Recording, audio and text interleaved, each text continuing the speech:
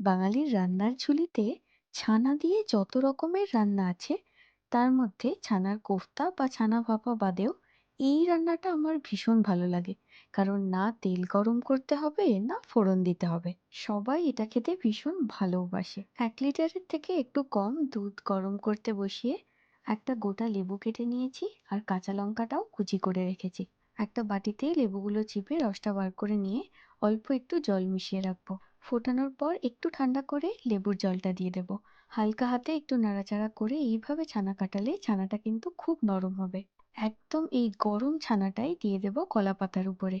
সামান্য চিনি, স্বাদমতো নুন, কাঁচা লঙ্কা কুচি আর সর্ষের তেল দিয়ে গরম অবস্থাতেই ছানাটা কলা পাতার উপরে খুব ভালো করে মেখে নিতে হবে।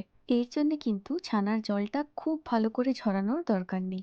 ছোটবেলায় দেখেছি সর্ষে বাটা দিয়ে ছানা ভাপা বাদেও কলা পাতার উপরেই ছানা মাখাটা খুব বানানো হতো। এই ছানার সাথেই একটু সর্ষে বাটা মাখিয়ে ভাপিয়ে নিলেই ছানা ভাপা হয়ে যাবে। একেবারে ঘরোয়া উপকরণ দিয়ে সাধারণ রান্না, কিন্তু খেতে কি অপূর্ব যে হয়, কি বলি!